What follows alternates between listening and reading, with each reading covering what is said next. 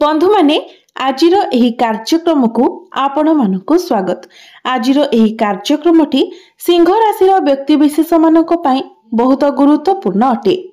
कारण दीर्घ 18 वर्ष परे कलिजुगर राजा राहु निजर नक्षत्र परिवर्तन करिसेंती एवं निजर स्व नक्षत्र शतभिषा नक्षत्र रे प्रवेश करिसेंती।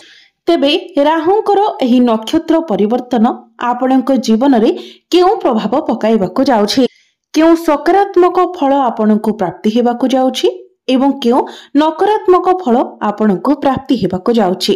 आपणकु केउ सबु क्षेत्र रे सावधान रहिबार अछि एवं केउ प्रतिकार आपणकु अवलंबन करिबार अछि।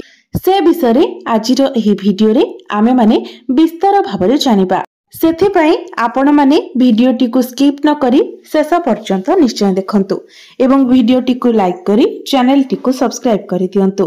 कमेंट बॉक्स रे भक्ति एवं श्रद्धार सहित जय श्री जगन्नाथ निश्चय लिखंतु। तो बंधु माने प्रथमे आसंतु जानिबा जे वास्तव रे राहु कोन अटंती। बंधु माने राहु हेउछंती विज्ञान एवं आविष्कारर कारक ग्रह। राहु हेउछंती मायावी छाया ग्रह। राहु सेही ग्रह होइथांती जे रंक को राजा रे बदलाई देइथांती एवं राजा को रंक रे परिवर्तन करि देइथांती।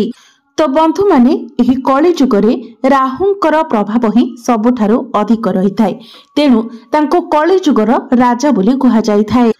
तो वर्तमान राहु निजर मित्र शनिंक गृह रे गोचर करुछंती, शनिंकर राशि रे गोचर करुछंती एवं निजर स्व नक्षत्र रे गोचर करुछंती, जहा फल रे वर्तमान राहु 2 गुणा अधिक बलवान होइजिबे। तेबे राहु आपनको केउ फल प्रदान करिवे आसंतु से विषय रे जानिबा। बंधु माने 18 मई 2025 ठारू आपण बहुत मानसिक अशांति रे रहुथिले, शरीर रे पीड़ा अनुभव करुथिले, मानसिक अशांति भोग करुथिले। आपणकर दाम्पत्य जीवन रे सब बेले अशांति लागि रहुथिला।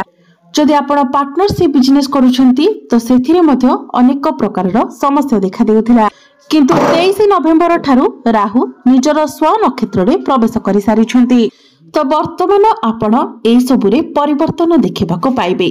आपणकर व्यापार वाणिज्य रे आपण उन्नति देखिबाको पाइबे। वैवाहिक दाम्पत्य जीवन रे जेउ सबु कलह, जेउ सबु भूल बुझामणा एवं अशांति लागि रहितिला से सबु मध्य दूर हेबो। आपणकर जीवन साथी यह शुभ फल प्रदान करिबो। आपणकर जीवन साथी जो समस्या दे गति करुथिले सेथिरु से बाहरी आसिबे।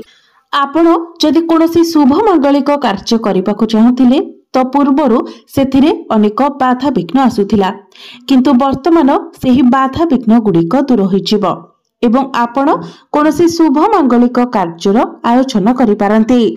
बंधु माने शनिंक भली राहुंकर मध्य 3टी दृष्टि रही थाए, पंचम, सप्तम एवं नवम दृष्टि। तेबे राहुंकर पंचम दृष्टि आपणकर एकादश भाव उपरे रहुछि। प्रथमे तो राहु शनिंक गृह रे बलवान स्थिति रे अछंती, ता उपरे पुणी राहु निजर स्व नक्षत्र रे प्रवेश करि सारिछंती एवं एपरी परिस्थिति रे राहु जेतेबेले पंचम दृष्टि रे आपणकर एकादश भाव को देखुछंती, निजर स्व राशि मिथुन राशि रे अदृष्टि रखुछंती।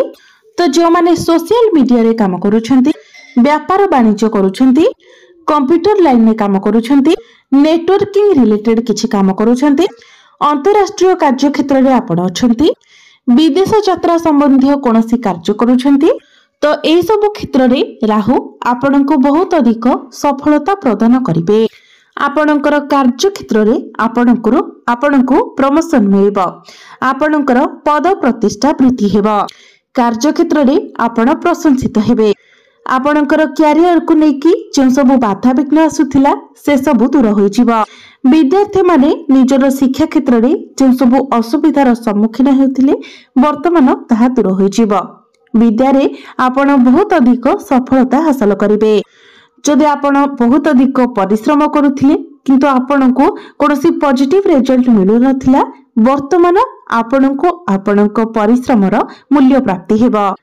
तेबे मने रखंतु जदि आपणकर निजस्व जन्म कुंडली रे राहु खराब स्थिति रे थाती तो एठारे आपनकु अशुभ फल प्राप्ति होई पारे।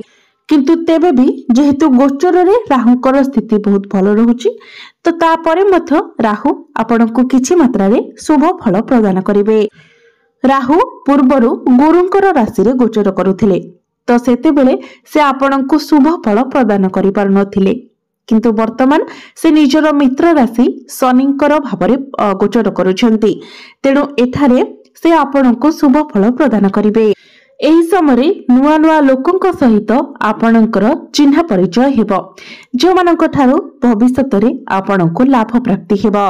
एही समय शेयर मार्केट स्टॉक मार्केट रो आपणकु लाभ प्राप्ति हेबो।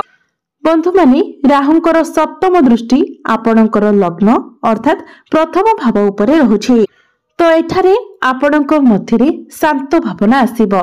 आपण निज भितरे शांतिर अनुभव करि पारिबे। काम करिबाको आपणक मध्यरे आग्रह बढ़िबो। आपणकर पद प्रतिष्ठा रे लाभ प्राप्ति हेबो। आपणकर दाम्पत्य जीवन रे जो समस्या लागि रहितिला सेथिरो आपण निज देश रे रहंतु किबा विदेश रे रहंतु एठारे आपणको बहुत अधिक लाभ प्राप्ति हेबो। बंधु माने राहुंकर नवम दृष्टि आपणकर तृतीय भाव उपरे रहुछि, तो आपणक पई सबुठारु खुशीर कथा हेउछि तृतीय भाव रे राहुंकर नवम दृष्टि रहिबा तरा सहित गुरुंकर पंचम दृष्टि मध्य आपणकर तृतीय भाव उपरे रहुछि। तो जो माने सोशल मीडिया रे काम करूछंती, स्टॉक मार्केट ट्रेडिंग ए सब रे काम करूछंती, मार्केटिंग रो काम करूछंती, एई सब क्षेत्र रे आपणको बहुत अधिक सफलता मिलिबो। परिवार रे जो अशांति लागि रहितिला ताहा दूर होई जिवो। जदि आपण क्रीडा जगत रे अछंती, फिल्म रे काम करूछंती, जदि आपण डॉक्टर किंबा इंजीनियर अछंती, आईटी सेक्टर रे काम करूछंती, सोशल मीडिया रे काम करूछंती, राजनीति क्षेत्र रे अछंती, तो राजनीति क्षेत्र रे अचानक भाबरे आपणको पद प्रतिष्ठा प्राप्ति हेबो। राहु आपणको रंकरो राजा बनाई देबे। एही समय आपणकर साहस एवं पराक्रम बढ़िबो। तो बंधु माने एबे आसंतु जानिबा किछि विशेष उपाय विषय रे, जो उपाय गुड़िक करबा द्वारा आपण राहु को प्रसन्न करि पारिबे एवं राहुंक ठारू आपणको शुभ फल प्राप्ति हेबो। तो बंधु माने आपणकर सिंह राशि अटे एवं सिंह राशिर राशिधिपति हेउछंती सूर्य। सूर्य हेउछंती आत्मार कारक ग्रह। आपण माने निश्चित भाବରେ जानिथिबे जेतेबेले सूर्य एवं राहु एकाठी होइथांती तो सेतेबेले सूर्य रे ग्रहण लागि थाए। तेणु राहु को कली जुगर राजा बोली कहा जाय थाए। सबु ग्रह मानक मध्यरु राहु अत्यंत बलवान होइथांती। कोटिपति आरबपति बनाइबार काम राहुंकर होइथाए। सेमिति तो कौनसी भी व्यक्ति जीवन रे कोटिपति किंबा आरबपति होई पारिबे, किंतु राताराती भाग्य को बदलाइबार काम राहु ही करिथांती। तेबे मने रखंतु एही समय आपण आपणकर बाणी उपरे संयमता रखिबे। पार्टनरशिप रे आपण आखि बुझी काहाकू भी विश्वास करिवे नाही। जहाँ भी किछि डिसिजन नेबे बहुत भाबी चिंती आपण सही डिसिजन नेबे एवं आगो को बढ़िबे। एही समय आपणको आपणकर क्रोध उपरे नियंत्रण रखिबार अछि, कारण राहुंकर सप्तम दृष्टि आपणकर प्रथम भाव उपरे रहुछि।